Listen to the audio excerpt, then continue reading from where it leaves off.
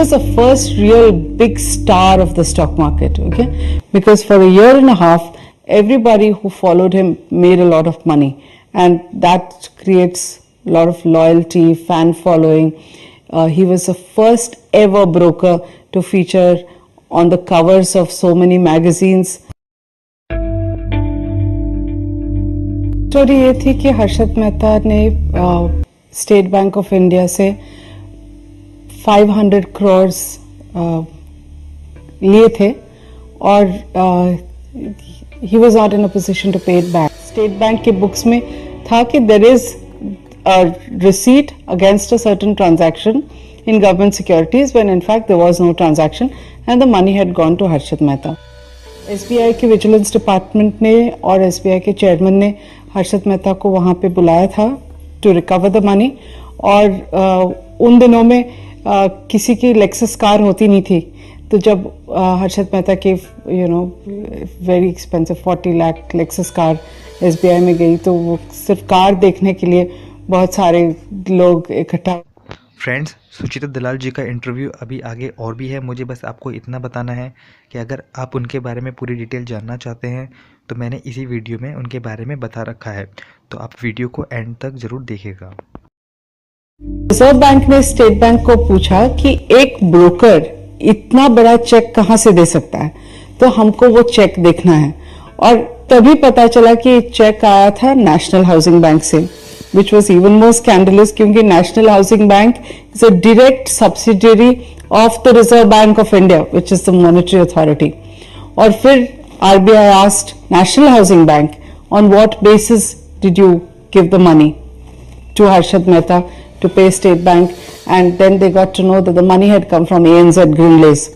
So then RBI went to investigate ANZ Greenlays. And at that stage, उनको पता चला कि it is not about one bank. Every bank was involved. Andhra Bank, Canara Bank, Standard Chartered, Citibank, Hong Kong Bank, you name it, and they were involved, including very small cooperative banks. And it was like a daisy chain. Harshad Mehta का real income और जो पैसा उनके पास था to pump up stocks, वो आ रहा था government securities market से. और government securities market completely behind the scenes shadowy unknown था. तो ये जो घोटाला हुआ वो actually mainly stock market scam नहीं था, it was a government security scam. Sucheta Dalal 1992 में स्टॉक मार्केट के देश के सबसे बड़े घोटाले का पर्दाफाश करने वाली महिला पत्रकार थी. इनके प्रयास से ही 1992 का घोटाला उजागर हुआ और आरोपी हर्षद मेहता को जेल हुई. इसके कारण से वह काफ़ी फेमस हुई और इन्हें कई पुरस्कार से सम्मानित किया गया. सुचिता दलाल का जन्म 1962 में मुंबई में हुआ और इनकी प्रारंभिक शिक्षा मुंबई में संपन्न हुई और उन्होंने स्टैटिस्टिक्स में अपनी ग्रेजुएशन की पढ़ाई कर्नाटक के कॉलेज से पूरी की. इसके बाद उन्होंने बॉम्बे यूनिवर्सिटी से LLB और LLM की डिग्री हासिल करी.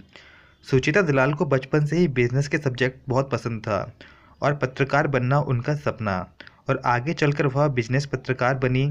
बाद में वह देवाशीष बासु से विवाह कर लेती हैं. सुचिता दलाल ने अपना करियर 1984 में फॉर्च्यून इंडिया से शुरू किया था और वह 1990 में मुंबई के टाइम्स ऑफ इंडिया को ज्वाइन कर लेती हैं. बाद में वह टाइम्स ऑफ इंडिया की वित्तीय संपादक बन जाती हैं और 1998 तक फिर टाइम्स ऑफ इंडिया का हिस्सा रहती हैं. साल 2006 में उनके पति देवाशीष बासु ने निवेश करके मनी लाइफ नाम की मैगजीन स्टार्ट करते हैं, जिसके लिए सुचिता दलाल लिखना शुरू कर देती हैं. वर्तमान में सुचिता दलाल मनी लाइफ पत्रिका के प्रबंधक संपादक हैं. टाइम्स ऑफ इंडिया में रहकर इन्होंने हर्षद मेहता के स्टॉक मार्केट के बिजनेस की छानबीन करते हुए हर्षद मेहता के घोटालों को पर्दाफाश किया था. सुचिता हर्षद मेहता के घोटालों के बारे में बताती हैं कि वह कैसे बैंकों में अपनी जान पहचान का फ़ायदा उठाकर बैंकों से 15 दिन के लिए लोन लेता है और किस प्रकार उसके बैंकों और अन्य लोगों से 4000 करोड़ रुपए का घोटाला करते हैं. सुचिता दलाल ने हर्षद मेहता घोटाले के अलावा और भी कई घोटालों की पोल खोली है, जैसे CR Bhansali scam, Enron scam, IDBI scam और केतन पारेख स्कैम. सुचिता दलाल द्वारा लिखी गई कई प्रसिद्ध पुस्तकें हैं, जैसे कि the scam, who won, who lost, who got away, AD Shroff, Titan of finance and free enterprise.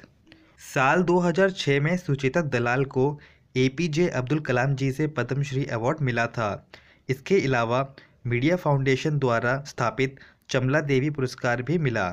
1992 में हर्षद मेहता प्रकाशन पर काम और संबंधित लेखन के लिए फेमिना की वुमेन ऑफ सब्सटेंस डिग्री से सम्मानित किया गया। सुचिता दलाल वर्तमान में अहमदाबाद के उपभोक्ता शिक्षा और अनुसंधान केंद्र की ट्रस्टी हैं। इसके अलावा वह बैंक ऑफ बड़ौदा की स्थायी समिति के सदस्य के साथ साथ Sucheta Dalal advertising standards council of India की उपभोक्ता शिकायत परिषद की सदस्य भी हैं। तो फ्रेंड्स, अगर आपको सुचिता दलाल की बायोग्राफी पसंद आई तो वीडियो को लाइक करें, शेयर करें और हाँ, सब्सक्राइब जरूर करें।